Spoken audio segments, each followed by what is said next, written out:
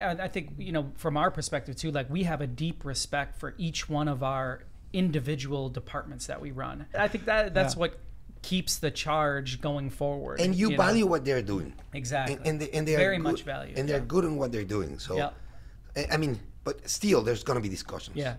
But that's part of how the business becomes successful. Because if you always do only what you want, it's only become as limited as you think it can be. Yeah. But whenever you exchange ideas, that's where the value comes from. We live below the fold. We live underneath those incredible brands. What is the vision? Right? So like there's a story, but then it's like, where are you trying to go? If it's compelling enough, then you start to get people to believe in it. Hey, Elias. hey, I said that right? Yes, Elias. perfect. Okay, you know, the Kind Italians. of. I would say Elias. Elias. but Elias makes it. Yeah, Elias thank you works. so much for coming here to Chicago, visiting us. I'm really excited about this. Ever since, you know, Carlo, he was like, you know what? I have an incredible story. We have to tell it. I met this incredible guy, and I was like, okay, I'm really excited to have you on the podcast today, visiting our Chicago factory. Welcome. Thank you very much. How's it going? Thank you very much, and thank you for having me. By the way, you have a great business here. Carlo just took me around, and it looks amazing. He gave you the 10-cent tour? Give you the quick 25-cent tour. Yeah, but it looks amazing. Nothing Great. he hasn't seen before, but I wanted him to see our culture, the energy. Right? It's a little nice. different. Just need a little more space. But it's nice energy. Yeah. Nice energy. You can feel it. Thank you. So congratulations. For So that. how did you guys meet? I was interested. Yeah, so you know, A year ago? Was it a year ago? In Arizona. It was in Arizona at one of these distributor, I think it was the SNS event, right? Yes. Yeah. And you know, everyone, if you're in this industry, everyone knows the brand Tultex. Yep. Right. At one point, you know, Rich and I, we've done so much Tultex in our career, it's insane. Yeah. Thank you for And that. obviously, We appreciate it. Yeah. And so and I never really knew who was behind Tultex. It used to be with TSC, right? Obviously TSC went under, got purchased. But if you're in this industry and in the music industry, Tultex for a long time was the go-to concert T-shirt, and still is. I mean, we're Really? still. Oh, yeah. It was a go-to concert T-shirt. You know, that's the good. Black Tultex. 0202. 0202. Now it's the 202. I think Yep. they changed it. They do it too. Yeah, the brand normally known as 202. Yep. You know, and so obviously your family, you're the CEO and owner of that brand. And when we met, I was like, man, first of all, another Latino from Mexico City, a city that we always wanted to go to and hang out at. Right? That's top of my list. You know, it's like it's Mexico City, Tel Aviv, you know, and the U.S. Open. You know, so that's the three in a row. F1, Tel Aviv, that U.S. Open. So you're number one on my list. Well, you're more than welcome whenever you want to go to Mexico. Yeah. We're gonna hold you to that. Yeah, we for are. sure. And I was already you texting can him. go to Mexico City for the F1 as well. So that will be fun. That's it. Two birds with one stone. So if you can, we like to start way back. You know, we want to hear the family story. We want to hear how the business was started, what was the intention, how you got in. We're going to lean back and take it away. Yeah, tell us the origin story. Tell us the whole origin story. That will be great. Yep. Yeah. So the origin start, my grandfather came from Syria, 1906. No money, anything. I mean, it was a true America dream, right? Actually, his great-grandfather, he was 6 years old. My great-grandfather, they were supposed to come into America. So they got rejected in New York. Yep. And then went to Mexico.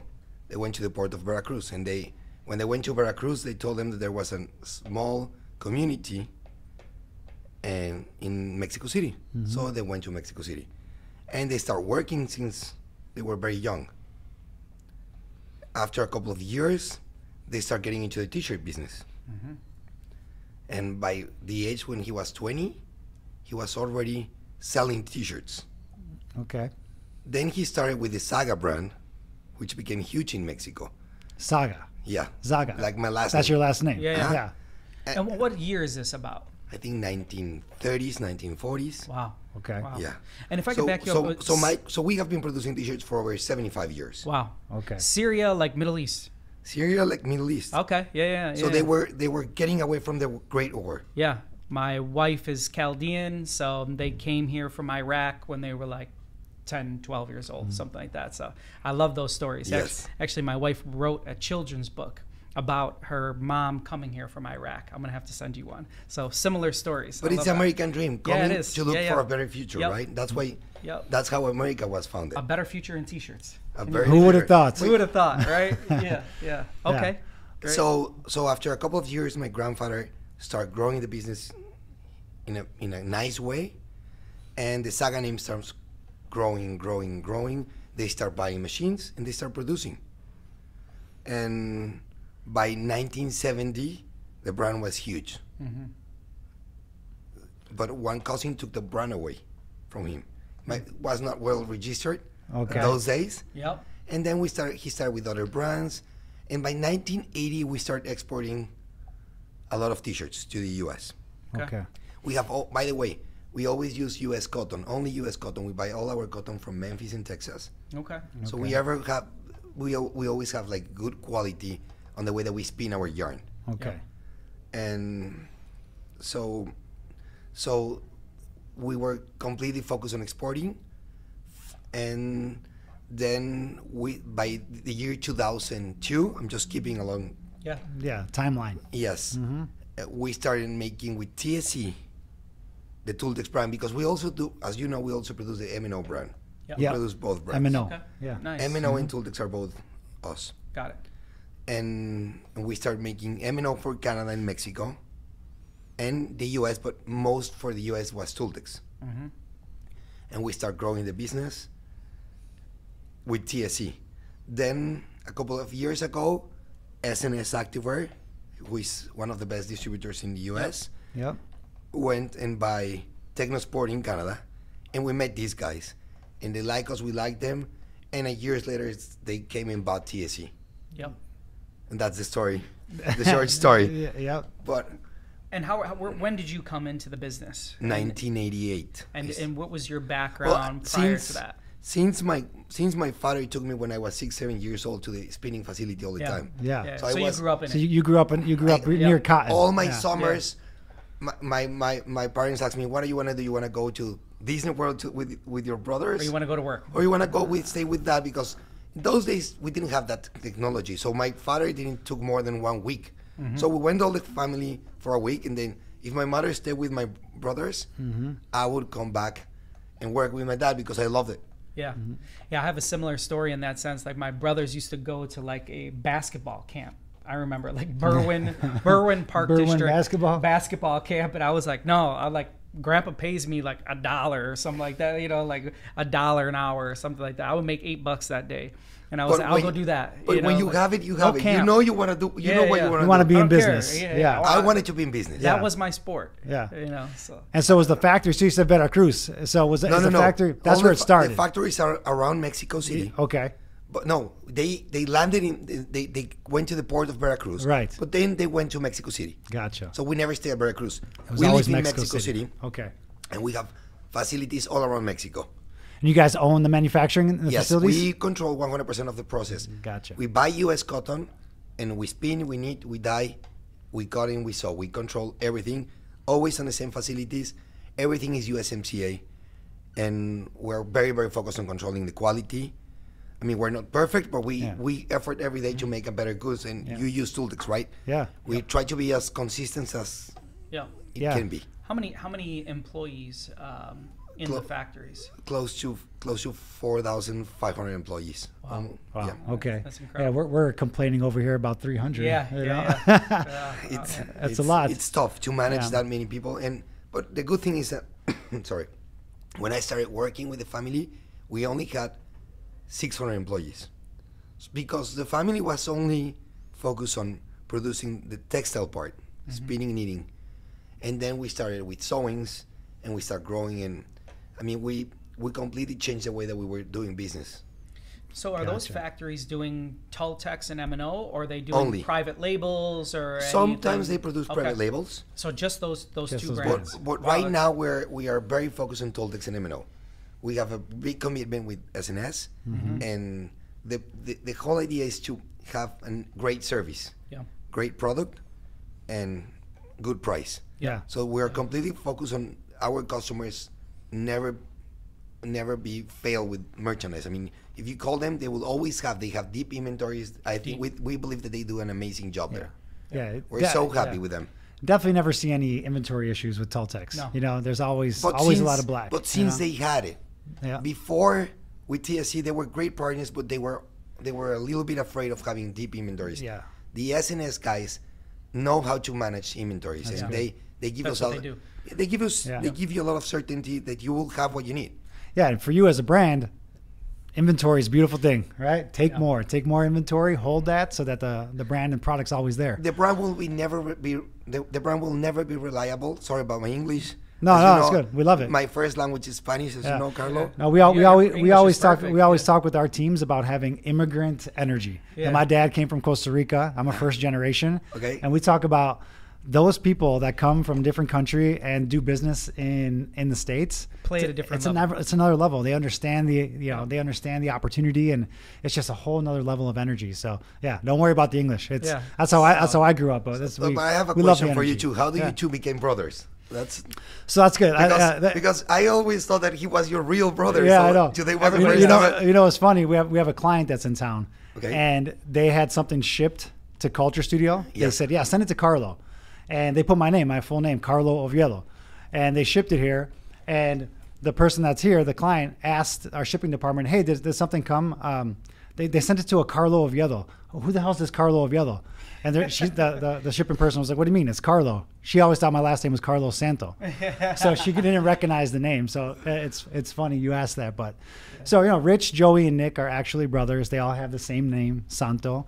But Rich and I have been best friends since high school. And when did you all plan this business? I mean, when did it started? Yeah, I was like a little after high school. We were in like our late 20s, Yeah. or early 20s, like 21. 2008. 2008. That's Yeah. fantastic. That's a great story. Yeah, and we kind of came together. You know how you start the business. You bring the brothers, the family. We had cousins, and there's still a lot of family that works here currently. But you love it, right? Yeah. Every day you come here and you do stuff that you really like. Yeah, I mean, like we have a launch happening tomorrow, for a client of ours, big client, and like it was a party, like we work hard. I mean, like, and we kill ourselves. I mean, Michelle gets to laugh at some of the exchanges that we have, and our Slack, if it got out, would be a real problem. They'd be like, this is potential abuse, but like we are rough on each other, but like. How great is it to be able to go that hard, like and lay it all out on the court every single day, and then go to dinner together or have each other at our house or have our kids play together, and like it just never happened. And when does it begins and when it ends? Yeah. Because when you get out, it has to end. Yeah. I mean, you have to make all. That's the the business. challenge. Yeah.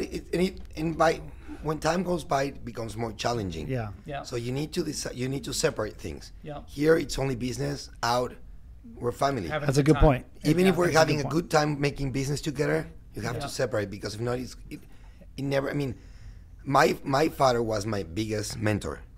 He showed me how to do business. I mean, I went to college. I studied for those many years, but my biggest teacher was my father. Yeah. He was a great teacher. Yeah. But when I started working with him, when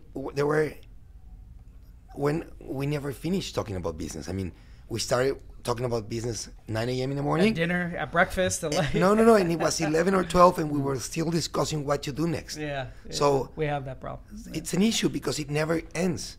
And by those days, I was not married, so it was complicated. It's always, and now with my cousins, my brothers, it's always complicated. But if you can manage the way that you work it out, you can turn it into something really good. Yeah. You make a great point. And I can feel it here. How many family members in the business? We are my father, who is the president of the company, and 4 cousins, and my brother and myself. Wow. Okay. Yes. It's a crew. Yeah, but if you use them in the right way, Yep. it becomes a force. Exactly. As long as you don't let them be a charge, how do you say, una carga? In charge. No, not in charge. I forgot about it.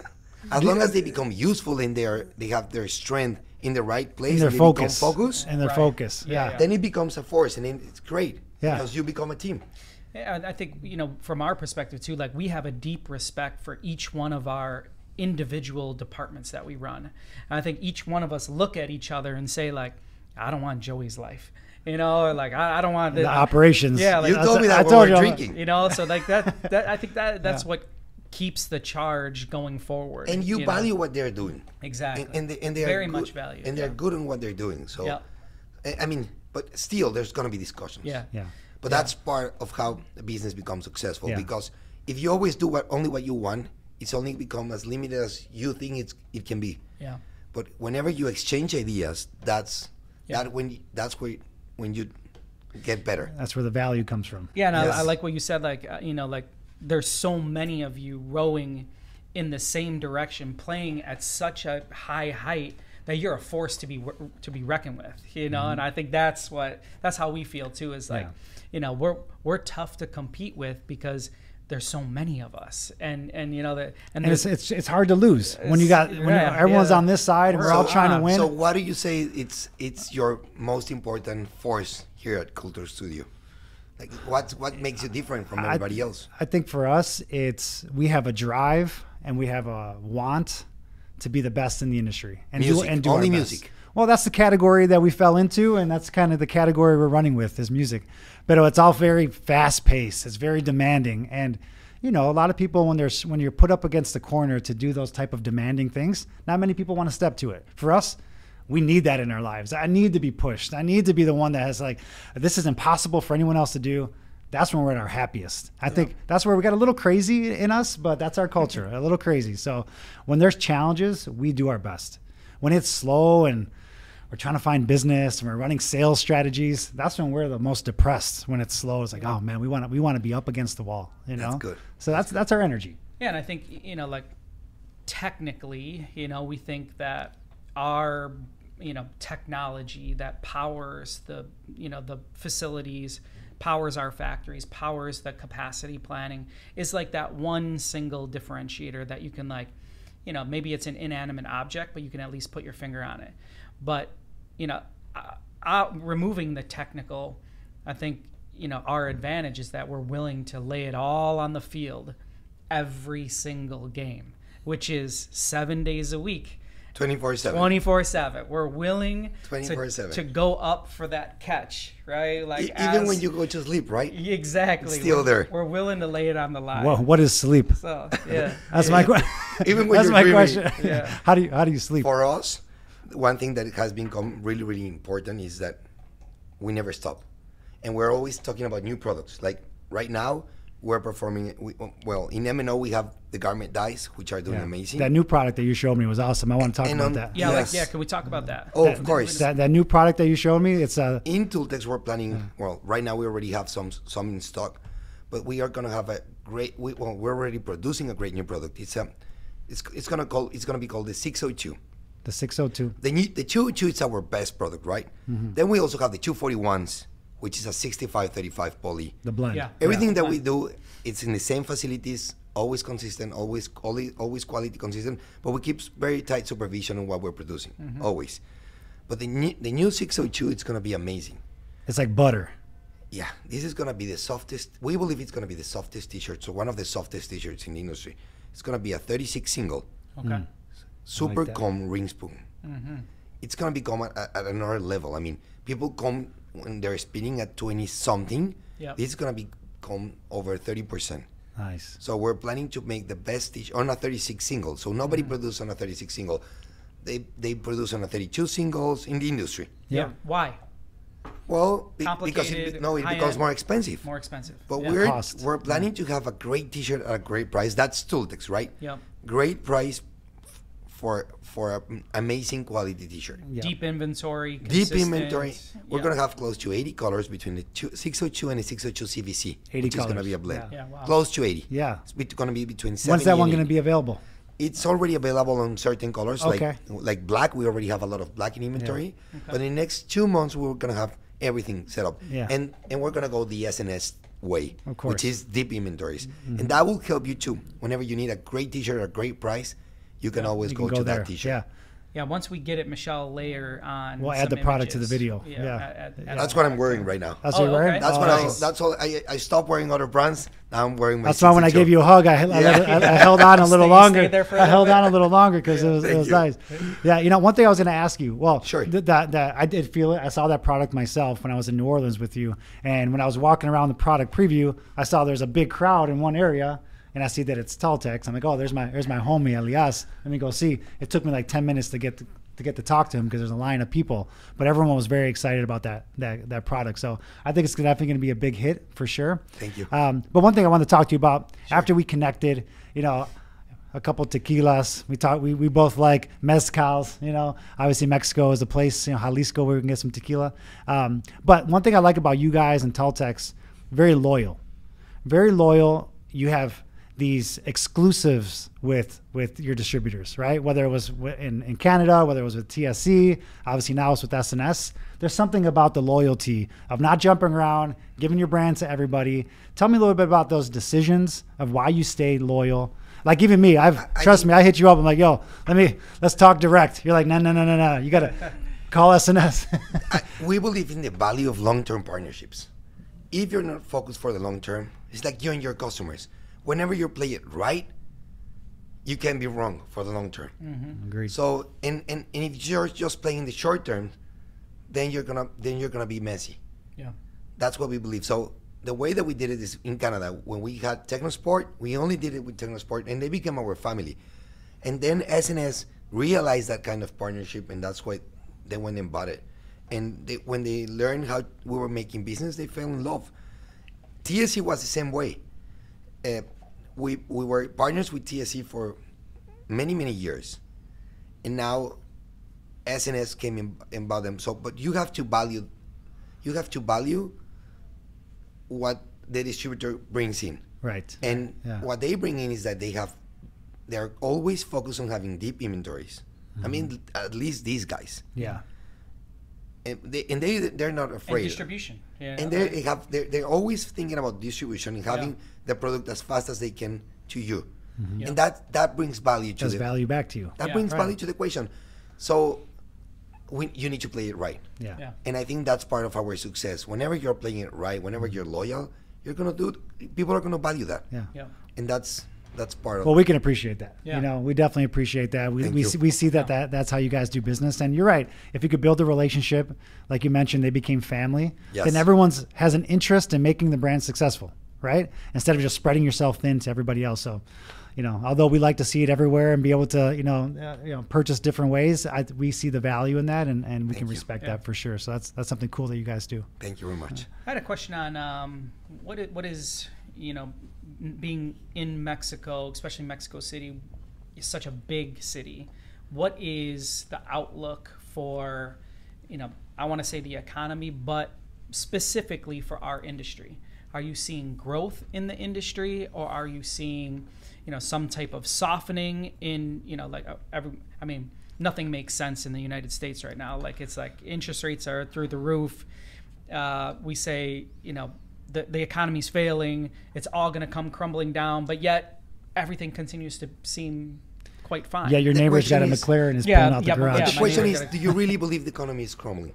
And what is your outlook from Mexico City being a bigger city, a lot like Chicago, and doing business in the States? And doing business, are you seeing continuous growth, or what is the outlook? You gotta consider that Mexico, not Mexico City, just Mexico as a country is number 16 economy in the world. We used to be 12, now we're around 16. Mm-hmm. It's a great economy, right? Yeah. It's a solid country, and the most important partner of Mexico, of course, is the United States and Canada. Mm-hmm. Our free trade agreement makes us stronger, right? And makes you stronger. Yeah. I definitely believe that it's a North America against the rest of the world. I mean, in terms of economy perspective, right? As long as our bloc becomes stronger, we are going to be better. We need to be working. People need to go back to work in the U.S. And in Canada and in Mexico. We need to put everybody. I mean, after COVID, we need to put everybody to work, and that's how we become stronger. I don't think that we're going to go into a recession, but I think interest rates in Mexico, when up. The most important part for the Mexican central bank was to reduce inflation. They did it, but they bring the rates big time. So what is an What- interest? what is your what's a interest rate? mortgage? 11% right now, 12%. Oh, wow. No, That's a 11% right now. That's worse than America. Yes. It's like sevens. So, but right, now. yeah. So the Yeah. difference of rates were always 4% between Mexico and the U.S. Yeah. Now it's at 7%. So we need to bring that rate back again. Yeah. But I don't think we're gonna enter into a recession. I mean, everybody's talking about nearshoring. We don't. For example, in our industry, whenever we ship we never put our goods into a boat. Everything. Right on Goes land. across the comes And border. right we up can get through, you know. fast. We can get faster than anybody else because even if they're importing from Asia or from Honduras, Nicaragua, or the rest of Central America or South America, it's going to take them much time than us. We can be in America in 3-4 days. Right. They Yeah. cannot. Right. So that gives us strength. So as long as our countries and our politicians do the right thing, I think we're going to do good.